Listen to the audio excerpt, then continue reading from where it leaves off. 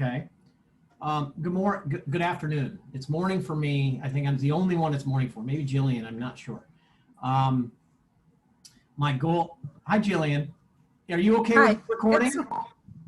Yeah, it's okay. I just spoke to Monica. She's on the road heading home, so she will be joining us. So it's okay to start.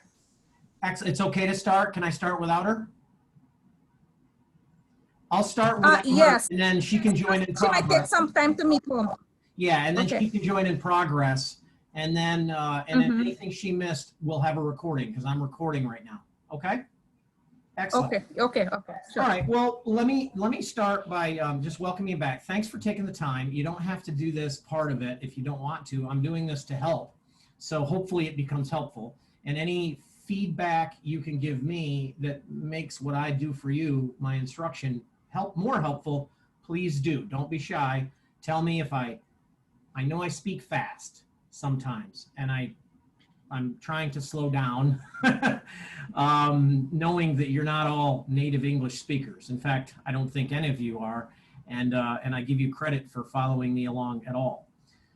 Let me go ahead and start by sharing my screen. What I want to do today is I want to talk about, I want to start by talking about where we left off the last time we had a video, last time we met this way. And talk a little bit about, I have to move your faces out of the way here, where we left. So if you remember, we've been dealing with these things we call linear equations, which they make lines. There's two variables, a y and an x. When the x changes, the value of the y depends on that x changing. So here, simply in a y equals x, if x is 1, well, y is 1. If x is 20, then y is 20. And then we get a little bit more elaborate by creating an equation that includes a slope, which is the coefficient of the x term, and then a y-intercept, which is this piece right here, which is where this will intercept the y-axis. So here's a picture of it right here. Okay, and we call this slope-intercept form. And then we also have, and the reason we call it slope-intercept form is because it's really easy to graph a line from this. We know that the y-intercept is at 4, and we know that it moves up 3 for every 1 that it moves across. So it goes up 3, 1, 2, 3, and across 1. Up 3, 1, 2, 3, and across 1. So we know that the slope is 3. And then that's how we use it to graph, and that's very helpful. Today, what we want to learn about, and I'll allow you to ask some questions about lines if you have any, because I know some of you are still working through those chapters. But if today what we want to talk about is we want to get into these things that we call quadratic equations. And quadratic equations create a shape known as a parabola. Okay, the parabola, when we hear it called parabolas, that's a shape. It's a U shape, like a satellite dish, or if it's an upside down version, it would be the motion of a trajectory of a rocket or a satellite or a stone that you would throw or a ball that you would throw. So anytime we have a squared term, anytime that we're creating a relationship between a variable that is squared, that's when we have this thing that we call a parabola. That's when we have what we call a quadratic equation, not a linear equation. And chapter 5, week 5 is all about the quadratic equations, okay? We're gonna learn how to deal with them. We learn about quadratic equations that are in this thing called vertex form. Okay, vertex form, just like the slope-intercept form on lines, vertex form is great for graphing. This graph is easy to put together when you have your quadratic equation set up like this, because we know that the minus, well, this graph doesn't actually represent this, but I have a mistake here on my thing. Let me actually change this. So this would be actually x minus 0, right? This is just x squared. Oh, I take that back. X minus 1. And I'm going to show you why this is true in a second. And it's not a +3, it's a +0 because it's right on the axis. It's right on the x-axis. So this represents this. And we're going to talk about how we know that. And we're going to do that by using Desmos. And I welcome all of you when you're working through your homework assignments and you're dealing with your assignments to go ahead and feel free to use Desmos. So let's look at this quadratic equation right here. This quadratic equation, we know that it's quadratic because it has a squared term. The x is going to be squared. And so if we want to look at what it looks like on the graph, we see it here. And what jumps out at us? Well, first thing that jumps out at us is we see that it is 2 places, 1, 2 down on the y-axis. It's down 2 places on the y-axis. This right here is y equals -2. If I zoom on that, this is y equals -2 right here. So this, where y is -2. So what we see here is a -2 here. This last piece of this equation represents where it is vertically. Okay, it represents. So if I change this to +2, let me stop showing the graph for a second. If I change it to +2, where do we think it's going to be? Anybody want to take a guess? I see Hanin motioning with her hands. Where's it going to go? You can turn your microphone on if you want. Oh, sorry. But it's +2. +2, right. Boom. See it? Perfect. It goes up 2. Now let's look at the behavior of this piece right here, where I have the -3. This is used for horizontal shifting. So you see that -3, it's sitting right here on where x is 3. So if I change this to -4, where do we think it's going to go? Glory, if I change this to -4, instead of where it is now at -3, where do you think it's going to go? This one's a little trickier because it's counterintuitive. It does the opposite of what you might think. If I change this to -4, where do you think it's going to go? You want to give me an answer? If not, that's okay. It's going to shift to right. It's going to go to the right, correct. That's, let me show, watch. So if I change this to 4, you see how it moved to the right to 4. And then if I go ahead and let me move it back down to 0. If I put it at 0, the vertical at 0, notice how it just goes up and touches the x-axis, okay? Now, I'm going to leave it there for a second, and I'm going to change something out front. Out here, we have a term. It's like 1 times it, right? But we don't need, the 1 is implied. The 1 doesn't change it, right? But what will change it if I put anything else out here? Let me put a 2 out here. What do we think is going to happen if I put a 2 out here? This is a little trickier, but take a guess. Anybody.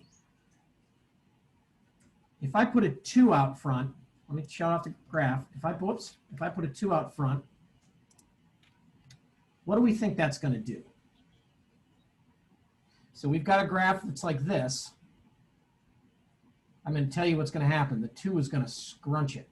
It's going to compress it, right? So let me watch. So watch. So let me go back and I'll show you what it looks like without the 2, with the 2. Without the 2, with a 4, with a 44, with a 444. You see how the bigger the number is, the tighter it gets. But then watch, if I put a fraction less than 1, but bigger than 0, a positive fraction between 0 and 1, like 1/2, it widens it, right? It widens it. And then what happens if, well, let's do, if I go to 1/4, widens it even more. 1/44, 1/444. What's gonna happen, Prince? What's gonna happen if this number right here goes negative? Oh, microphone? Can't hear you. Sorry, it's me. Oh, Hanin knows. Prince, what do you think? I saw you talking. Go ahead. You got your microphone on. And it's exactly the question I had in mind. I wanted to ask you. What would happen if you put the negative number? Well, Hanin just told us it's going to go down. It's going to go upside down. Boom. it's -1, it goes like that. If it's -2, just like we said before, it's going to compress it. It's going to take it going down. Well, let me show you like this. And it's going to tighten it. And the bigger the number gets, the more it tightens. But we can put a fraction in there and loosen it up, right? So if we put in a -4, it gets tighter. -444, 444, 4,444. Now, what if we put just a -1/2? See how it widens? -1/4, 1/44. So what we can do is we have this neat little tool we can play with to give you guys some intuition. Okay. So I find this to be very interesting. Now, this is where everybody gets scared. Let me tell you where everybody gets frightened and runs away scared. Is now I've taken what I just did that was very simple, and I put variables here. I put constants, A, H, and K. And everybody's like, oh no, what do I do with a K and an H and an A? Don't worry about it. It's just a number. It's just as if we're putting a number in there. So right now, A is 1. Right now, A is 1. So you see A over here. It's just 1, which means, like we said, it's over here. It moved over 1 horizontally. Or excuse me, A is 1, which means it's compressed. It's normal, right? But if we change A and we make A 2, we tighten it. And we loosen it. And then when I go far enough and I start to go negative, there it goes down. And it goes up. That's all because of this number out front. This, the sliding back and forth, is all because of this number, the H. The H changes. Right now, H is set to 1, right? H is set to 1. But if we change it and we move it, we start shifting it. This is the trickiest of the three. Why? Because if I move it more positive, which direction is the U shape going to move? If I move it more positive, this is going to fool you, but I want you to remember that this is just a little different. Well, actually, see how that's going? That's a positive. Oh, that's because it's showing a negative here. I'll show you in a minute how that's a little bit different. So I move that back. Notice very carefully, though, that if I plugged this into the equation, this equation would say x minus 2. It would not say x plus 2, even though we're moved over to positive 2. So every time I move this way, we're getting x minus 3.1, right? X minus 4.5. Now if I go this side of 0, see how this is negative? So this would actually say x plus 3.1. Does everybody understand that? Take a minute to think about that, okay? And then another easy one, to me, where I always start, when I'm gonna go and try to understand what a vertex form equation is gonna be graphed like, I always start by looking at the K, because the K is a good anchor point.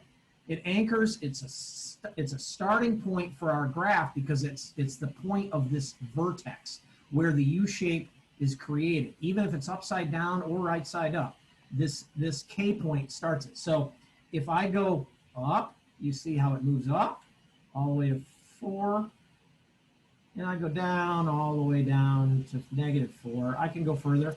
And I think what they like to do, and I'll show you this just before we move on to another activity, is we can run them all. We can run that one by itself, and then we can run this one by itself. And you see how it gets out to 10 and comes back.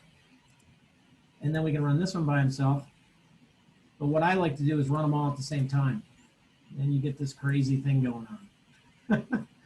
Isn't that fun?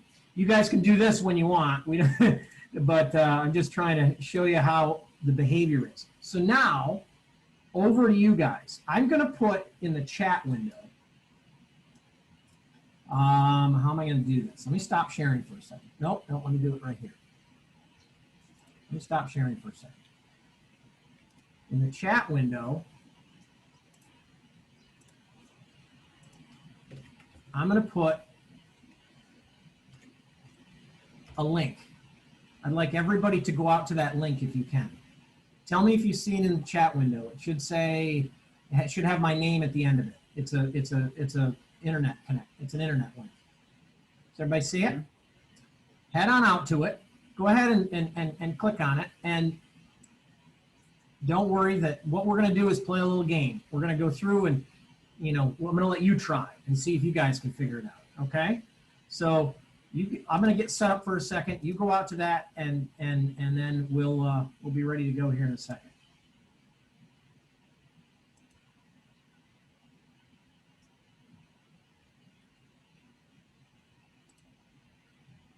Okay. Let me know when you see something at that site.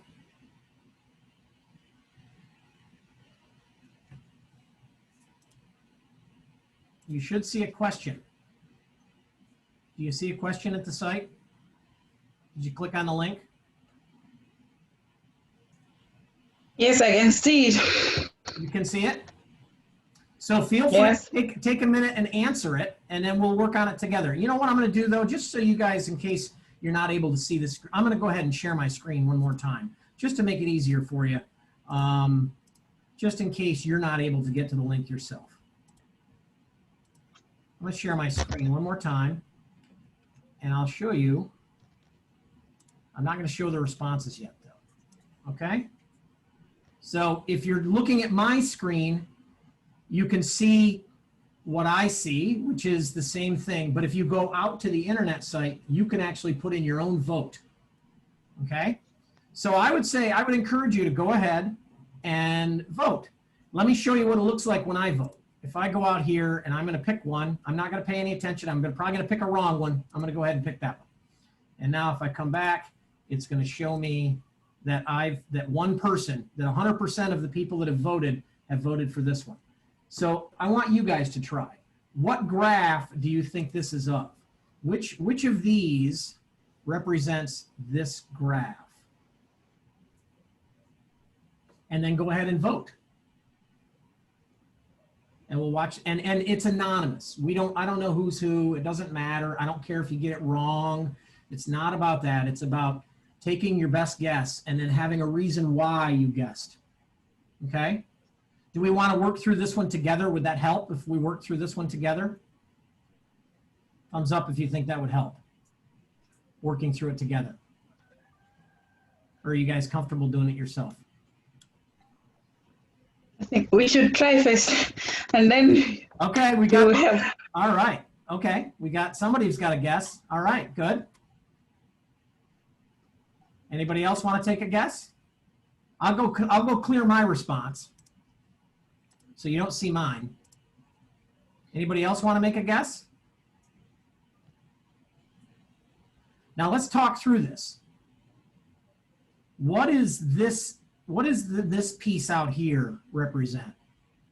Where would the vertex be if it was -2? Where would it be? Let's go back and look here. What if we put these all back to 1? We put this back to 0 or 1. If this were -2, move you back. If this were -2, it would be there. So my question is it there? Is it on -2? No, it's on +2. So it's got to be one of these two, right? So now we're between these two. How do we know which one it is? Well, this piece right here represents the horizontal shift. Remember, we call this an H. So if it's -1, and this is the one that's trickier. If it's -1, you'd think it's beyond -1. But remember that when this H is 1, this is going to say X minus 1, right? So let's go ahead and fill it right in. Let's go ahead and create, I'm going to go ahead and create that graph. I'll get rid of these guys. Let's go ahead and create this graph. Whoops. Where's my other?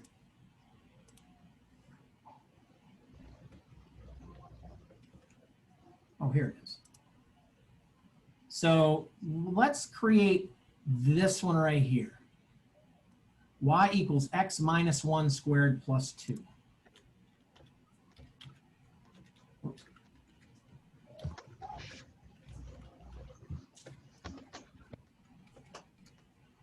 Okay, so does this graph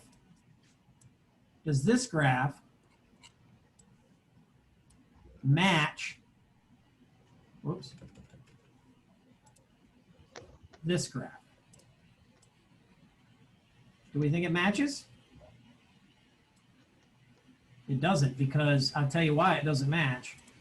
It doesn't match because this is on the left side of the y-axis. This is over on -1, right? X is -1 here. So the thing is, it's the opposite of this, right? So if I click on this, that's going to be my right answer. And the reason is, you can see that if I put +1, this is the right answer. Let's try another one. Let's try another one. Okay? All right, over to you guys. Vote when you're ready. Take your time, but vote when you're ready. Remember, I like to start with the outside. Start with the outside. So what is that value going to be on the outside and when it's sitting right on the x-axis? Hello? Anybody want to vote? Hello? Anybody have a guess? We know that this is going to be a 0, right? So it can't be this +2 because the +2 means it would be down or be up 2. If it was +2, it would be right here. Okay? Can't be that. So it has to be either, so it can't be this one. It can't be this one. Yes. This one or this one. Which one do we think it is? Go ahead and vote if you're out on the, I think it's oh, I got to activate it. I'm sorry. There, now go ahead and vote. Now you can vote. Okay. All right, we've got somebody in.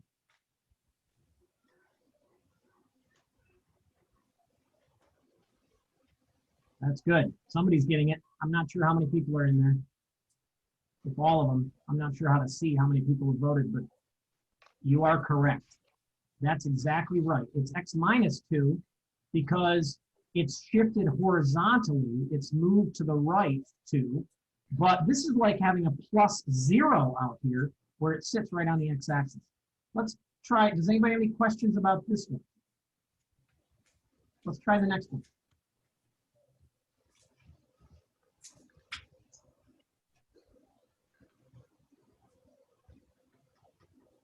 And let me say, while you're thinking about this one, the reason I'm offering these opportunities to sort of do this instruction by this call, by Zoom, is I'm focusing on things that you're going to need to know for the quiz, right? Trust me when I tell you, I'm not going to waste your time on things that won't be helpful for you in the quiz. So let me see, we've got a -4, that, well, of course, that's the same no matter what. And then a -3, which is +3 over there. And then, oh, we've got, what's the difference between this one and this one? What's the difference? The only difference is this one starts with a negative number. What did we say happens to the u if it's a negative out front? It goes from this to what? Upside down, right? So is it upside down? So not this one. Yes, yes, yes, yes. Whoever it was that did that, made that change, beautiful. That's correct. So it's 4 places down, 3 places shifted to the right because it's in -3. And then out front, the A, which is missing, is just a 1. It's positive, so it's a normal U shape and not an upside down U shape. Perfect. Let's try the next one. I've got a couple more of these.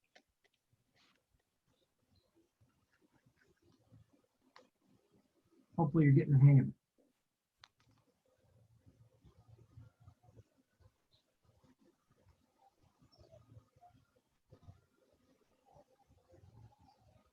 We've got somebody out there that's already on it. Very good. Take your time if you're still looking at it. Piece it together. Start with the outside piece. Where is it? Is the vertex the top of this graph? Is it at +4 or is it -4? It's at +4. If it were -4, it'd be down here, but it's at +4. Then we go, where is it shifted? Has it shifted to the right one or is it shifted to the left one? It has shifted to the right one, which is why it's a -1. So that's correct. And then last but not least, is it right side up? Is it a U? Or is it upside down? Yes, this one is upside down, which is why we have the negative up front. So this is correct. Very good. Whoever it was that put that in there. Okay? See if we can do one more.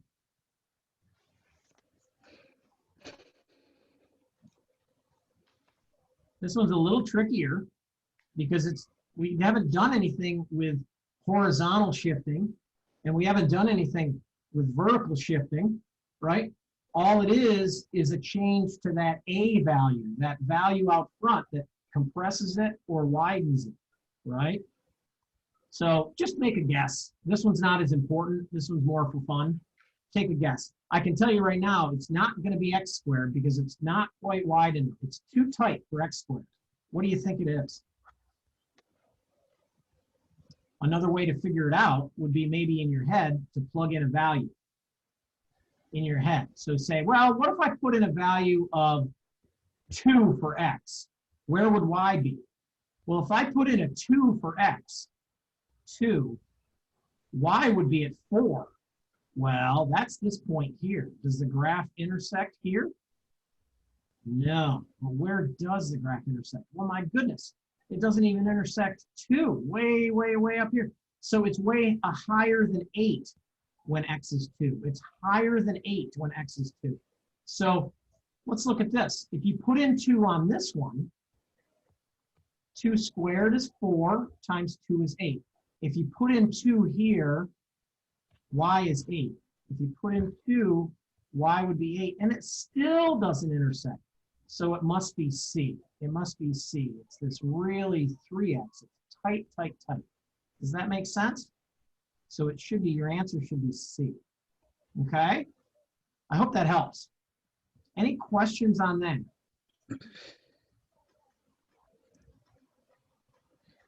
Got one more. Got one more. I know you guys are getting good at it. I'll let you chime in here.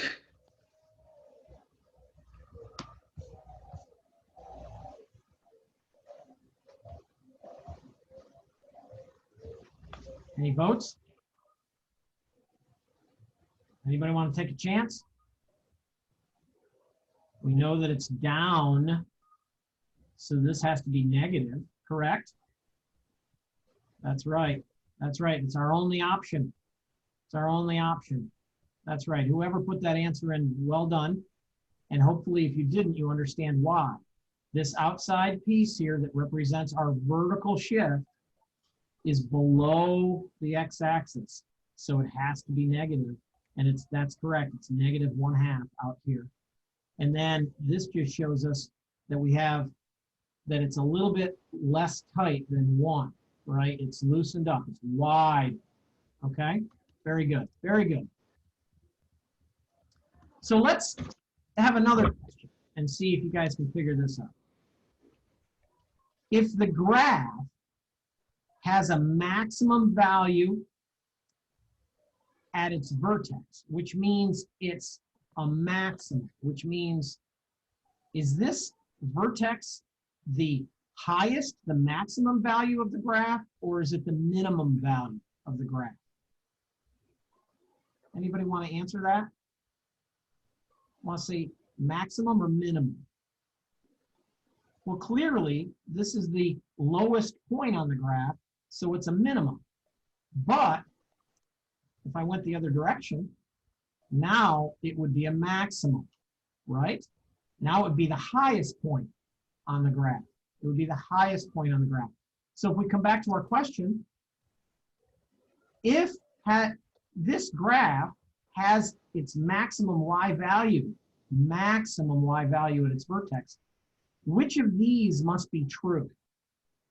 Well, if you saw what I just did to make it a maximum, you'll know. What did I just do over here? What did I change? I changed this from positive to negative, right? So this A value would have to be less than 0. Does that make sense? Does everybody understand that? Yes. Hi, Monica. Welcome. I'm just seeing you. So does everybody understand that the y, when this A is less than 0, we'll go back here and say, so if the graph of y equals A times x minus h squared plus k has its maximum value at its vertex, which of the following must be true? Well, if it's got a maximum value, it must be shaped as an upside down U, not a right side up U. And we know the way that it gets shaped upside down is by having a negative out front. So the answer is that A must be less than 0. So I'm going to go ahead and fill that in on mine so you can see. All right. Let's look at the next question. If the parabola has an A value, we call that the amplitude, of A equal to -2, and it has a vertex, let me put that full screen, and it has a vertex of 3, 2. How many places does the graph intersect the x-axis? So if it has an A of -2, that tells us that it's not right side up, that it's upside down, right? And it has as its vertex 3, 2. So this point, the highest point, let me show you. The highest point is 3, 2. So we can say the highest point is -3, 2. How many places does it intersect the x-axis? How many places does it intersect the x-axis? So go ahead and answer. Does it intersect at 1 place, 0 places, or 2? 0, 1, or 2 places. How many times does it intersect the x-axis? Well, here's the graph right here of it. So go ahead and answer. Does anybody want to go ahead and answer?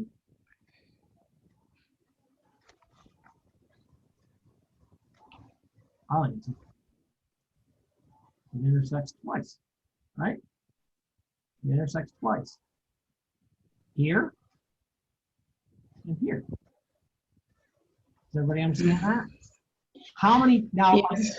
I'm just going to carry that one more step. What if I turn this graph upside down by changing the minus to a positive? See, I'm up here in the corner. I'm going to go ahead and change this negative and make it positive. That flips the graph upside down.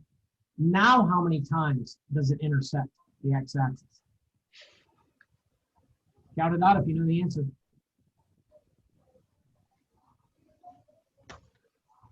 Anybody? Willie, what do you think? How many times does it intersect the x-axis right now?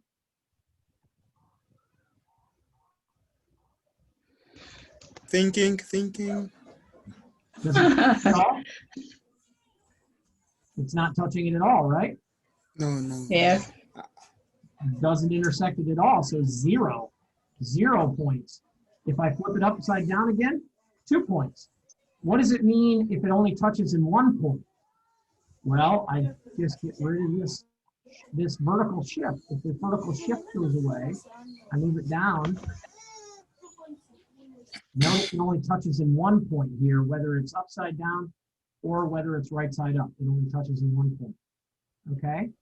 Mm, Does that make sense, everybody? yeah. Okay. So now, before we go further, let me go ahead and do something different. Okay? Let me stop sharing. Let me stop sharing. Let me see your cameras, if that's okay. So it's important that everybody understand how you do that. You need to look at that form, that vertex form, and say, where is it shifted up and down?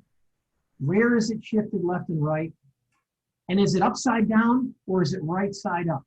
That's going to be a really important skill for you to be able to get through the quizzes in week 5, okay?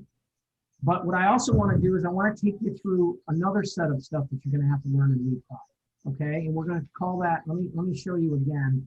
I'm going to share my screen one more time, and I'm going to go back to my presentation here. And I want to show you that we're also going to now talk about, so we've talked about this. We've talked about what it means to be in vertex form and how we can determine how to graph a parabola, how to graph a quadratic equation by it being in vertex form. Now what we want to do is say, what does it mean when something is in standard form, right? When it's in standard form. Standard form has an A, a B, and a C, okay? And so it always looks like Y, well, let me copy this. It always looks like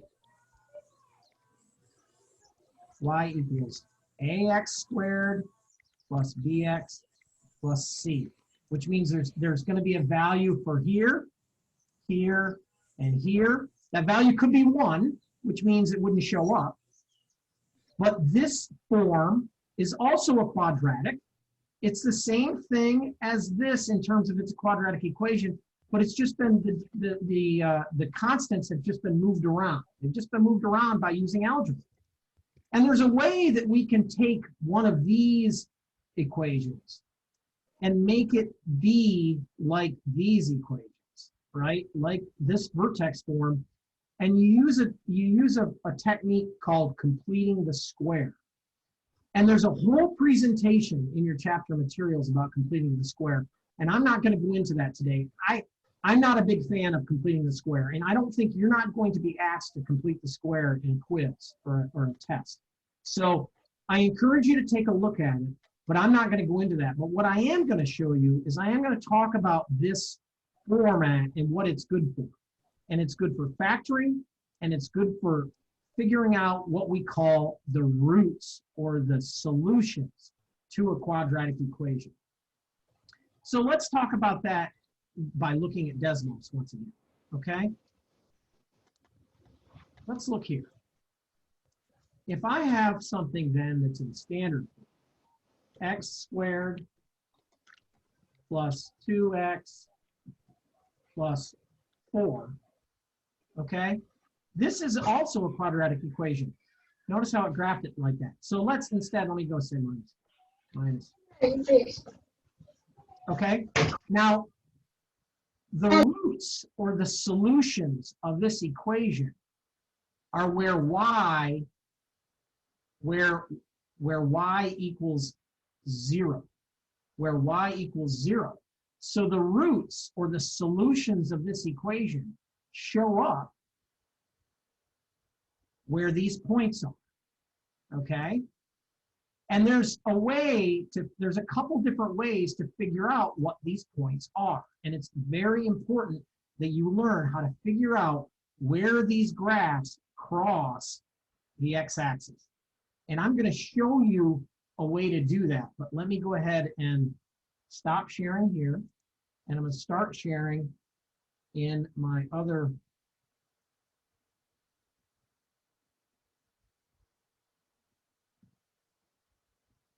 application, okay?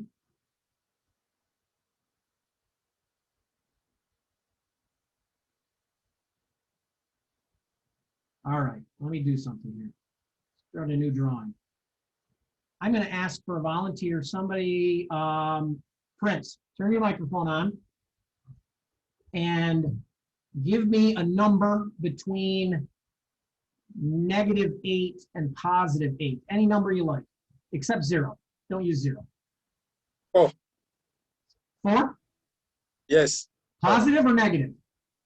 Positive. +4. I'm going to create a quadratic equation. Okay?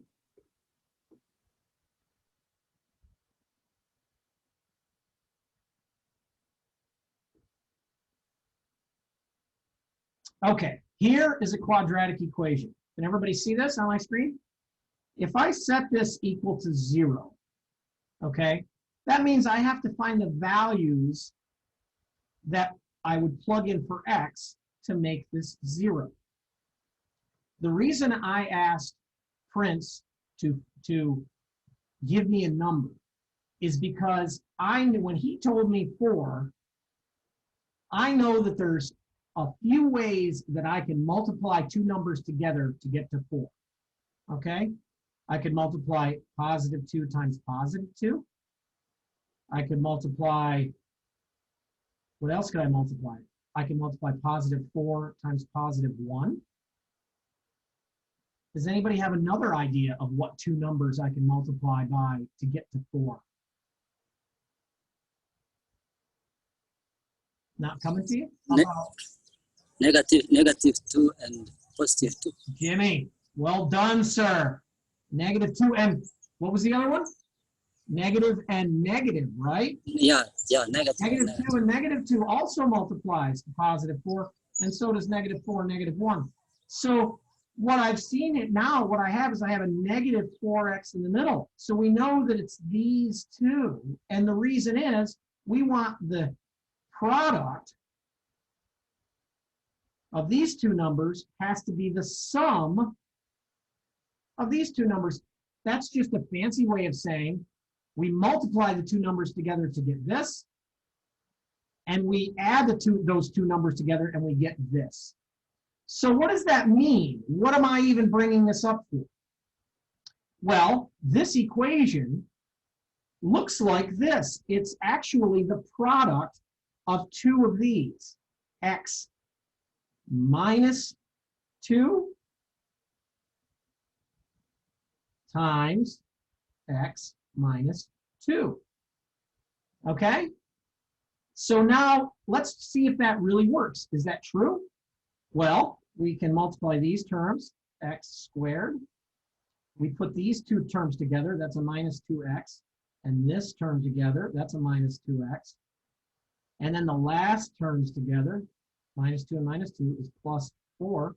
If we simplify that, we get x squared minus 4x plus 4. And yep, that checks out. Okay. So our whole goal here is to try to factor so that we come up with something like this, x -2 times x -2. And why is it important that we do that? It's important that we do that because if we want to find where this thing intersects the x-axis, we want to find out where this equals 0. What must be true in order for this to equal 0? What must be true about either of these two things in order for this multiplied by this x -2 times x -2 to equal 0? What must be true about x -2? Well, let me ask you this. If I have 5 times what equals 0? Anybody? 5 times 0. Right. For any, What happens if for I any, have times 5 equals 0?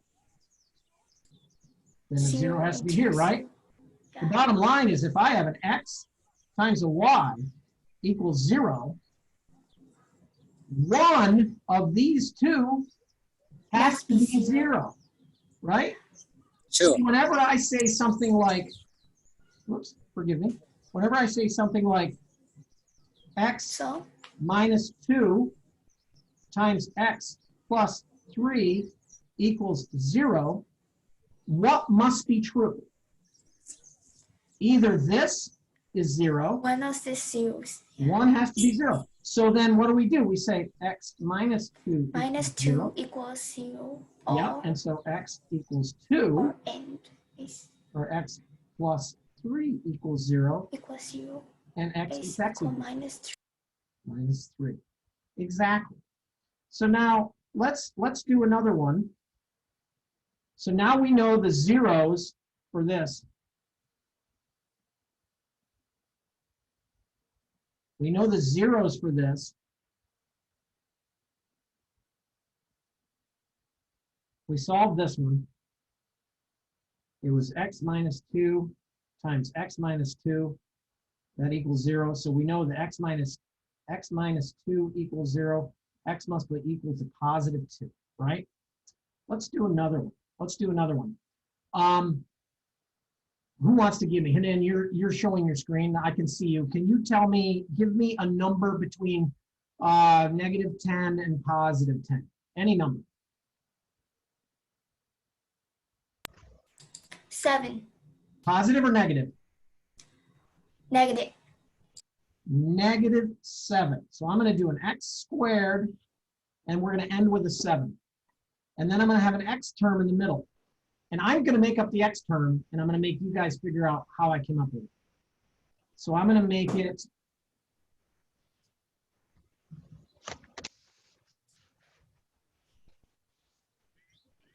okay. Now, can somebody tell me, I'm going to factor this. This is called factoring. What we're doing is called factoring. And the way it works is there's going to be an x on this side and an x on that side. And then these values are going to be where the product, where the two multiply together to make that, times, and the two add together to make that, plus. So what two factors of negative 7, what are two, first of all, let's list them. What are the two numbers that we multiply together to get negative 7? Positive 7 and negative 1. I And think so. negative 1, correct. Jimmy, what else? What's the other one? Hanan, do you want, what's the other one? We can do positive 7 or negative 1. What's the other factor we could use? 2 got 6. Well, Sorry. we could do negative 7 and positive 1. These are our two options. But Jimmy already figured it out. Which option do we care about? We care about this. Why? Because it has Minus. because the sum has to equal positive 6, right? So how do we get plus 7 minus 1 equals 6? So we know we need to use this one up here, right? Plus 7. But what minus if, 1 what if we said, minus. what if Hanan said,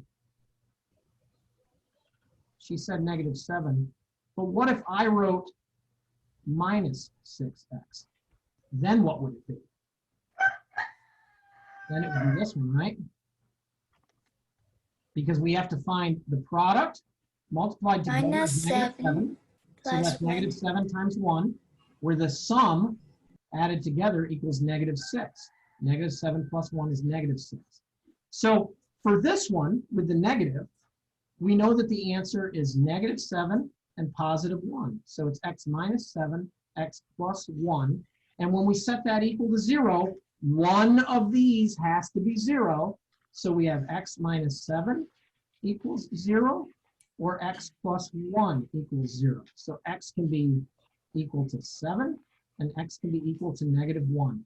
What this means is that's where the graph intercepts the x-axis at x equals 7 out here, and x equals negative 1 here. That means our parabola is going to look something like this. Okay? That's why we're calculating these solutions or these roots. That's how we do it. So let me go back and try something else here. Let me stop sharing here. Oops. Stop there. Share here. And then I want to go in here. I want you guys to help figure this out.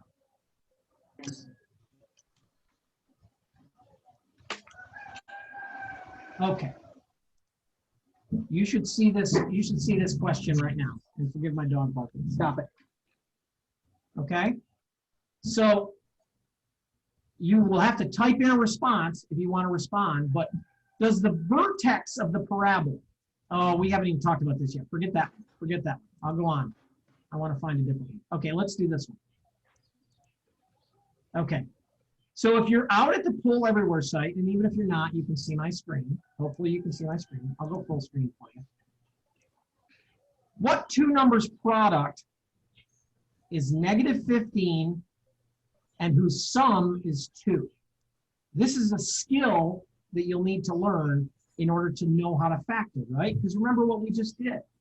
You have to find something where the last number is the product of two numbers and the coefficient in front of the x term is the sum of those numbers.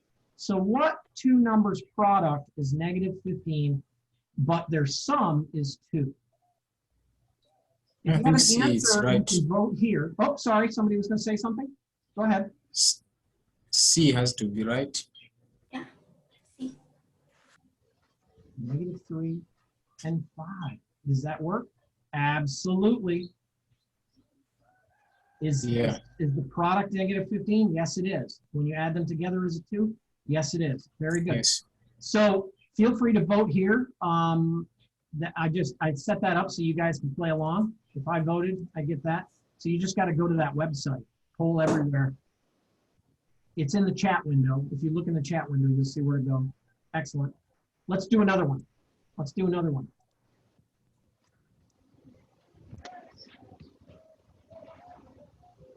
What two numbers product is 6 and sum is -7? Well, we've already got an answer. Does anybody else want to provide the same answer? They are correct, right? What two numbers? I wonder if I provided that answer. No, I did not. What two numbers product? Whoever gave that answer is absolutely correct. Yes. -6 times -1 is 6. -6 minus 1 is -7. Perfect. -7. Excellent. Let's go to the next one. Now we're going to factor. Now we're going to factor. Okay? Let's look at this. What two numbers product, when multiplied together, is -14, but whose sum is -5?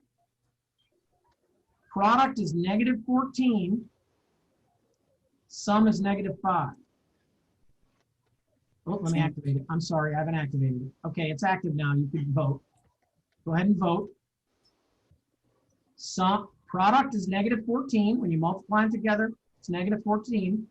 But when you add them together, it's -5. Yes. But when you add them together, it's -5, right? Yeah, we have. 7. You need an answer? 7 times -2 is definitely -14, but Yeah. 7 minus 2 is It's positive 5, right? Yeah. So which means -7, +2. You know what you guys have found? Do I even have the right answer here? No, you don't. the answer is not Correct. there. Correct. Yes. You know, I didn't do that on purpose. That was my mistake. So whoever said the 100% is probably the answer I was looking for. So this is actually wrong. Let me fix it. I'll fix it for you. I'll fix it later. Let's see if I have another one behind here I can do. Okay. Now this one you have to answer by typing it in. I don't give you the multiple choice. So what two numbers? Remember, we're going to looking for these solutions. Numbers. Oh wait. I made a mistake. I'm very sorry. What two numbers, when multiplied together, equal -14? Okay. And then I'm going to take you over and show you why this. I want you to bear with me. I'm going to take you over and show you why I messed this up. This is very important that I get this right for you. Okay, what was it? It was negative 14 and negative 5, right? X squared minus 5x minus 14. So we say x, we have to find out what multiplies to negative 14, and we said negative 7 and 2. And then we have to figure out what adds to negative 5. So it's negative 7 and 2, right? So now we fill that in. X Sure. minus 7, x plus 2 equals 0. So one of these, at least, has to equal 0 for this to be true, or if either one of them is equal to 0, this would be true. So we say x minus 7 equals 0, and x plus 2 equals 0. When we solve for this, we get x is 7, and x is negative 2. So you see why I had them reversed, because it's not just good enough to find, once you find the factors that you plug in, you have to finish it by putting them into this form. X minus 7, x plus 2, and then you have to solve. Then you have to solve these. So if we go back, if I go ahead and stop my sharing, share here. If we go back to this, this is correct. This number C is correct because we needed to put it in the form x minus 7, x plus 2. But when you say x minus 7 equals 0, x actually equals 7, right? So let's do this one. You guys do this one on your own. First, find the factors that multiply to equal negative 8 that also, when you add them, equal negative 2. Okay? Now, once you have those factors you will say x minus something and x plus times x plus something, and then you're going to set those equal to 0, and you're going to solve them, and then you're going to come up with an answer. Let's see what you come up with for an answer.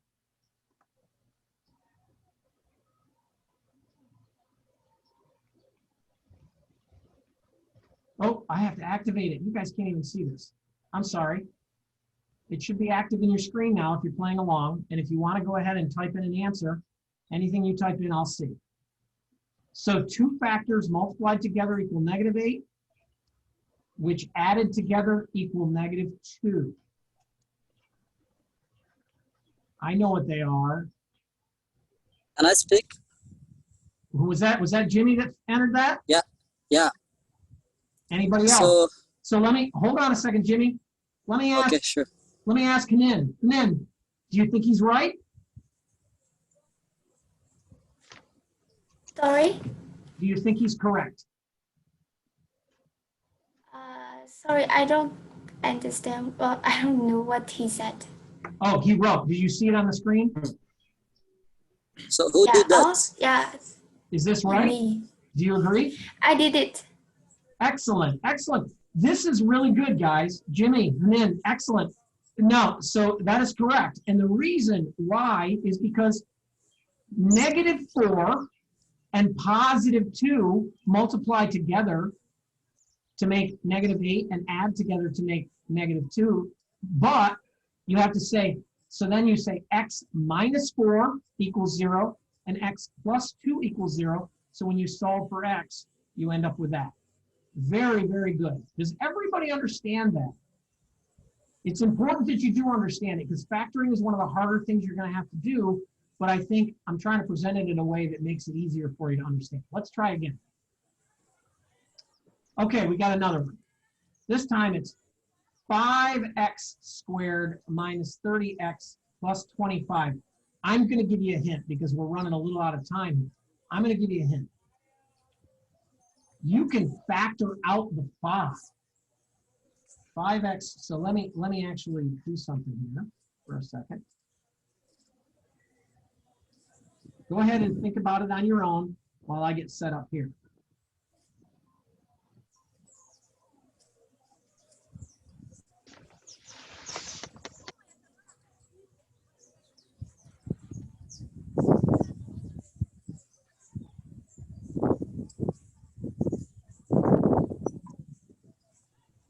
stop sharing for a second.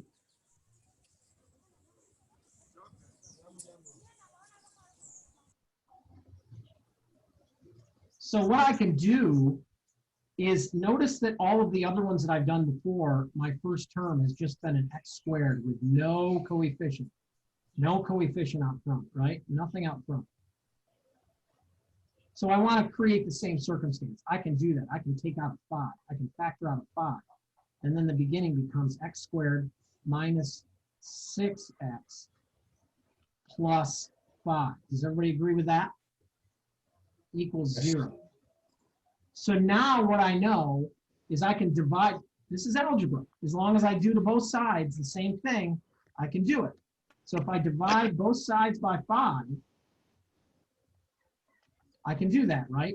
So now I have x squared minus 6x plus 5, because these 5's cancel, equals 0. Now I have my equation, right? Now I have it. So now what I need to do is I need to find two numbers whose product is 5 and whose sum, product is positive 5 and whose sum is negative 6. Well, what two numbers together can you multiply to equal 5? Negative 3 6 and negative 2. minus 1. Oh, is that Jimmy? Yeah, Jimmy. Negative Jimmy, 3 and you're negative a little 2. too quick on that. Does negative Yeah. 5, does negative 2 and negative 3 multiply together to equal positive 5? No, Yeah, yeah. No, positive.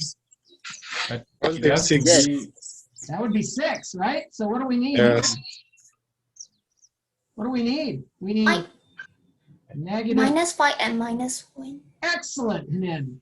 And -1. Jimmy, you were so close. But then if it was switched around, if the 6 was in here, then yeah. And the 5 was on the other side, but you were very, very close. So -5 and -1 multiply to become positive 5, add together to become negative 6. So we say Oh, x yes, minus yes. 5, x minus 1. I know, Jimmy, you got this down. That was just, I make way more mistakes than you do, my friend. So this becomes, so then we want to set this equal to 0. One of these has to be 0. So x minus 5 equals 0. X minus 1 equals 0. So now we know x is 5 and x is 1. So if we were to graph this, we would know that we would have the intersecting points at 5 and at 1. And that's where our, we'll just put, we think our vertex is down there somewhere. That would be our parabola. Okay? So that, excellent job. Excellent job. All right, let me keep moving on.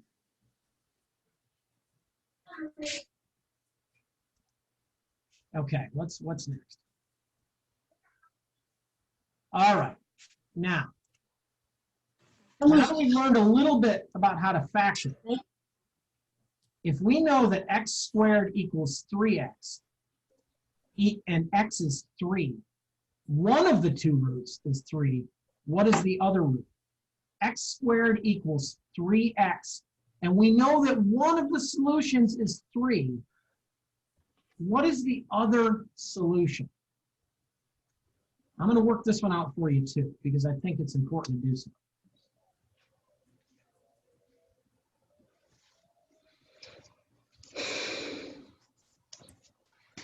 So what do we say? X squared equals 3x. Is that what we said? And we said one of the solutions is x equals 3. Well, what do we need to do? Well, we need this standard form to be equal to 0, right? So what we need to do is, how do we make the right side 0? We have to move the 3x over to the other 3x. side. So we say x squared minus 3x equals 0. Okay. Now, what can we factor out of here to have two terms that both can be set equal to 0? What's a and common factor x. factor? What's the common factor? Who said that? X. That's excellent. Whoever said that is correct. X comes out of here, and then we have an x left minus a 3 equals 0. Well, now we know that these two, either one is 0, this will make this equation 0, if either one is 0. So x equals 0 or Nah, x no way, Vida. 3. So Yeah, then Hello, our hello, other sir. term, the question that we I have have, a question. our other term mean if one of the terms is 3, the other term is 0. 0. Yes. Everybody understand that? I have a Yes. question. I have a question, sir. Sure, go ahead. This is Jimmy. So, there's no possibility to just create the what another term for these two for these two terms, so that they can be 3 by completing the square. Well, no, because it needs to be this formula. This is the quadratic equation that ends up, so the last term, so if you put this into standard form, right, we have our standard form, ax squared plus bx plus c equals 0. This is in standard form, it's just we're not writing one of them. We're writing x squared minus 3x. What's missing? The c is just 0, right? Okay. Yes. The c is just 0. That brings me to my next point that we have to learn. There is a formula. This is really important. You can solve this quadratic equation by factoring. We just learned how to factor. But sometimes we don't always have something that's easy to factor. What if I said, oh, x squared plus 3x plus 8. Okay, how are you going to solve that? Even if I said minus 8, you know what? I'm going to change that just because I'm going to make my numbers better. I'm going to say minus 8. What two factors can you multiply together that become negative 8, but when you add them together, become positive 3? Well, really, if we think about the factors of 8, they're 8 and 1, negative 8. It's negative 8 and 1, 8 and negative 1, 2 and negative 4, negative 2 and 4. That's a negative, right? Do any of these add up to 3? Does negative 8 and 1 equal 3? No, no, no. We have a way to solve this. We have a way to solve this. If you can't factor, if you cannot factor,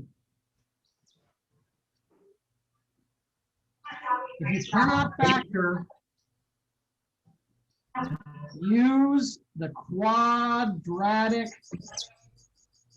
formula, which I am about to teach you, okay? The quadratic formula. The quadratic formula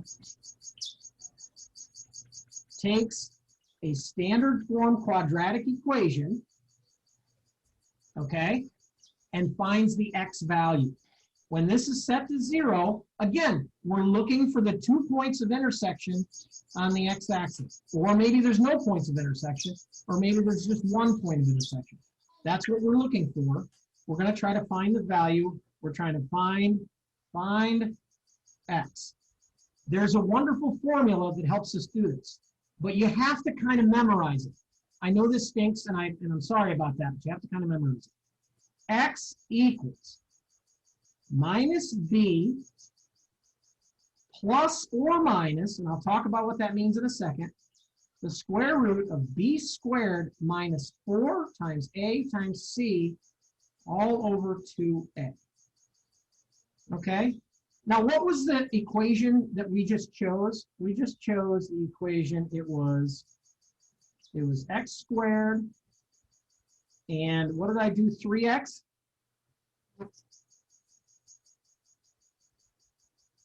(3x minus 8), is that right?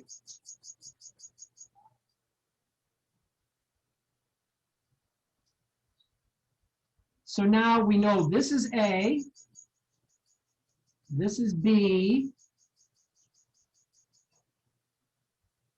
and this is C, right? So this is why in the earlier chapters, we learned how to evaluate at a value. We learned how to evaluate an expression at a value for x, so, or at a value for whatever. So we have our A is 1, right? This is the same as 1x. So now we know A equals 1, our B equals 3, and our C equals -8. Don't forget that minus sign. That's part of our 8. Okay?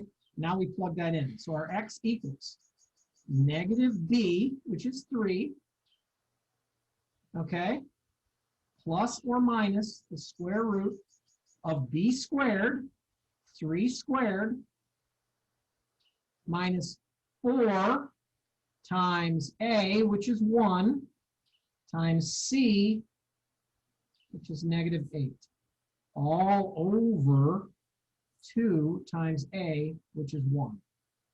Okay? Now, I know you guys know how to work this out, and sometimes these answers do not come out pretty. They're ugly numbers, but that's okay, because sometimes our quadratic formula, our quadratic equations intersect the axis at weird numbers. It just happens.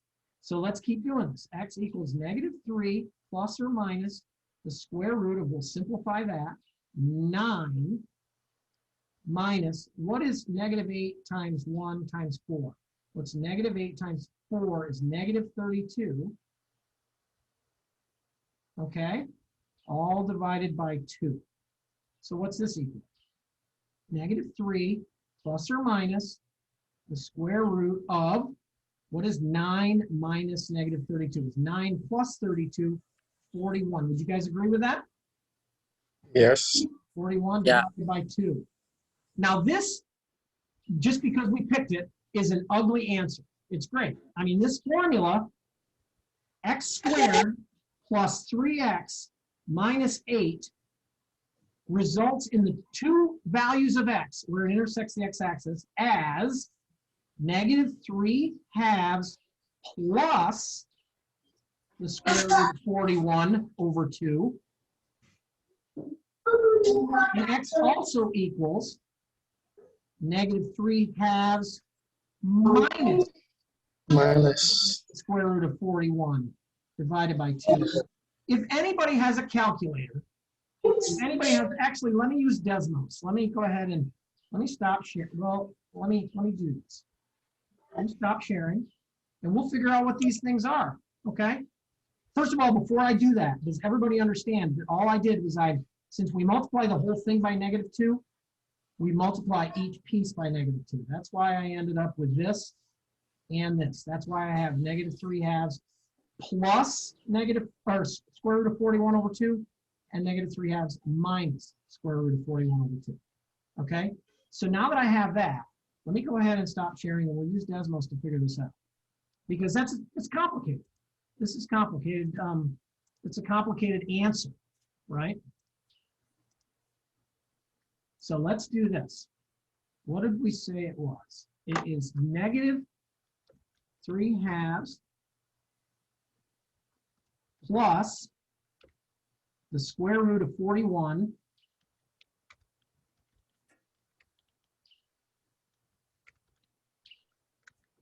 divided by 2, 1.7.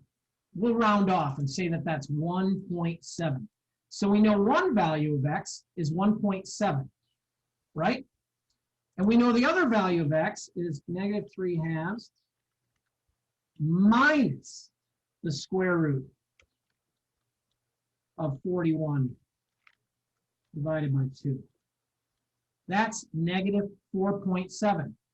And do you believe me? Let's take a look. X squared plus 3x minus 8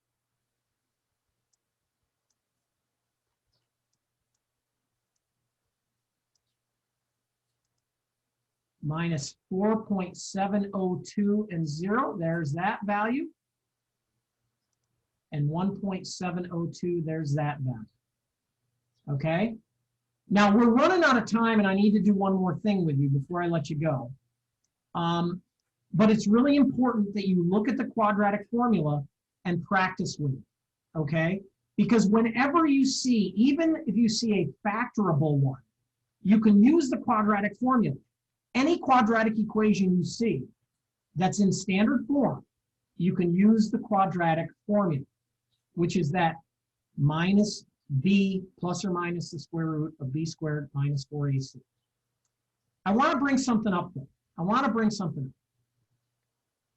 This piece out here, this piece after the plus minus,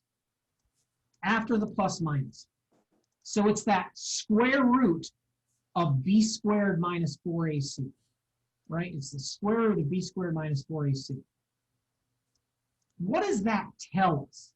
What does that tell us about how many times this is going to intersect, this parabola, this graph is going to intersect the x-axis? Well, if this value out here has a positive value, then we know we're going to have two answers. We're going to have two answers. We're going to have it intersecting in two places. But what if we did this? What if I just changed this to a plus? Where does it intersect? It doesn't intersect at all. Why not? Well, let me show you. Let me show you.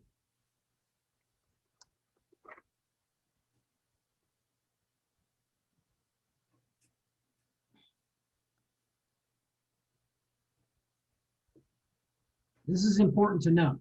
X squared plus 3x plus 8. We put that into the quadratic formula. A equals 1, B equals 3, C equals 8. This is going to be this is going to be minus B plus or minus the square root of B squared minus 4AC all over 2A. So X equals minus 3 plus or minus the square root of B squared, which is 9, minus 4 times A times C, which is 8, all over 2 times 1, which equals negative 3 plus or minus the square root of 9 minus 32 divided by 2, which equals negative 3 plus or minus square root of negative 23. Everybody agree with that? Yes. Yes? Divided by 2. All right, so now, what does this mean? What does this mean? It means we're going to try to find the places on the x-axis where this intersects. We're going to, does it intersect here, here, here?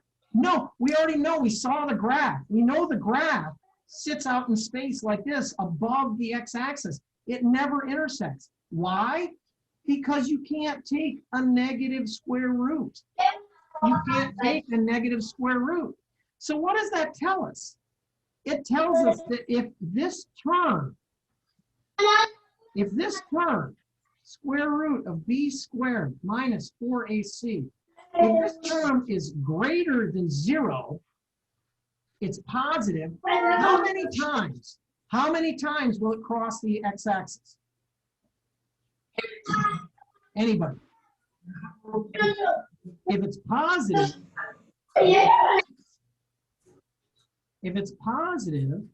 we know from before when we did our first graph that it's going to be, you're going to have two answers. You're going to have a plus answer and you're going to have a minus answer. It means you're going to have two answers, and if this is positive, it means it's okay to do. So you're going to have it intersected in 2 spots. Those 2 spots may be there, they may be up here. It may be an upside down parabola where it may be like this, but it's going to go in 2 places. So twice it's going to intersect. But what if the square root of b squared minus 4ac is less than 0? How many times does it intersect the x-axis? If this b squared minus 4ac is less than 0, like it is here, what does that tell us? It doesn't intersect the x-axis at all. It's up here or down there or down there or up here. It doesn't ever touch the x-axis when this is negative. Does that make sense? Make sense? Yes. Yes. And now, last but not least, this is important too. What happens if the square root of b squared minus 4ac, by the way, we call this thing the determinant. The phrase we use for this is we call it the determinant. Is square root of b squared minus 4ac.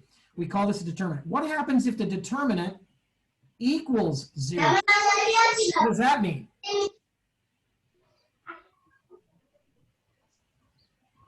Well, we have an answer because what's the square root of 0?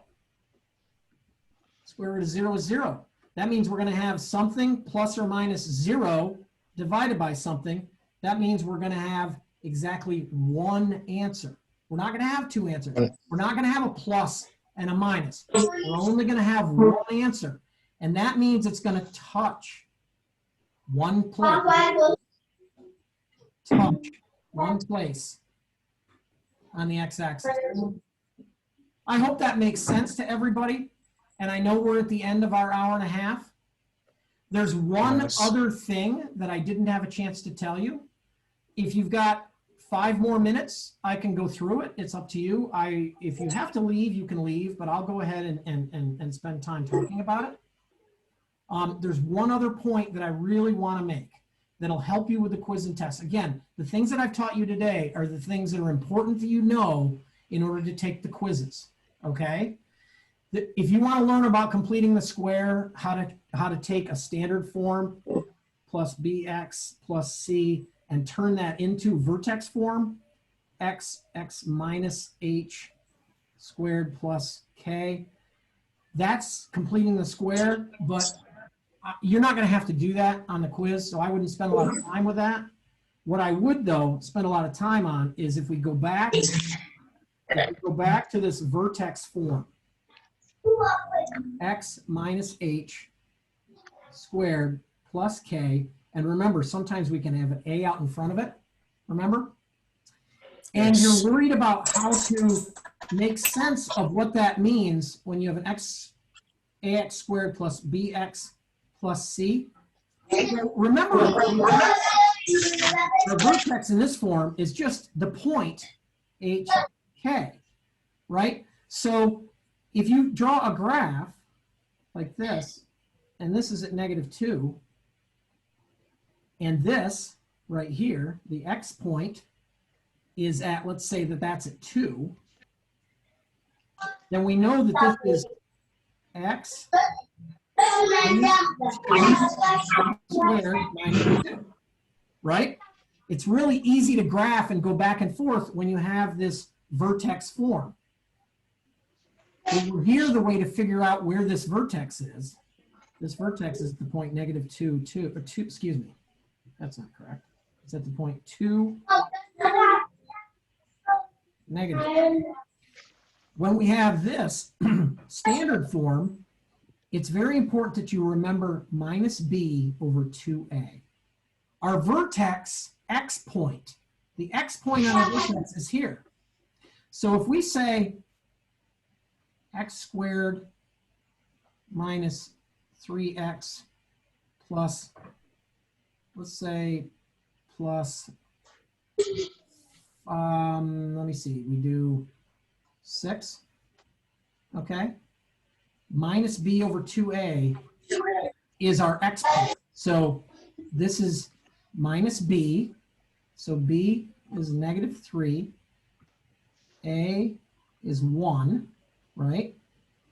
So minus b over 2a equals minus a -3 over 2 times 1 equals +3/2.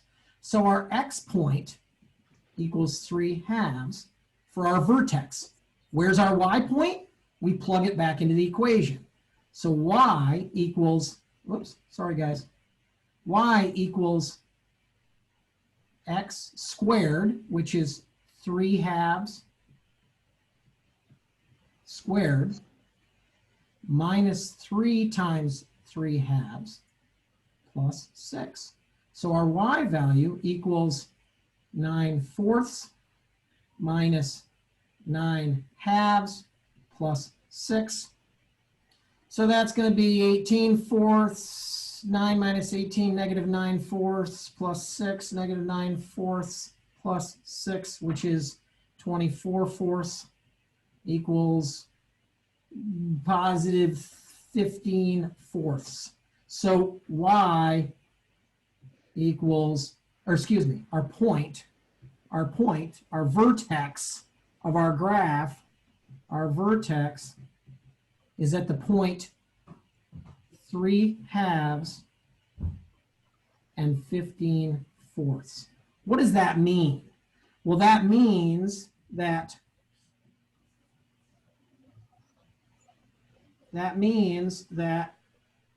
when we're drawing our graph, if we had this equation, x squared minus 3x plus 6, and we don't know how to factor it, and we don't know how to, and we put it in, and we don't want to take the time to put it in the quadratic equation because we're really just trying to graph it.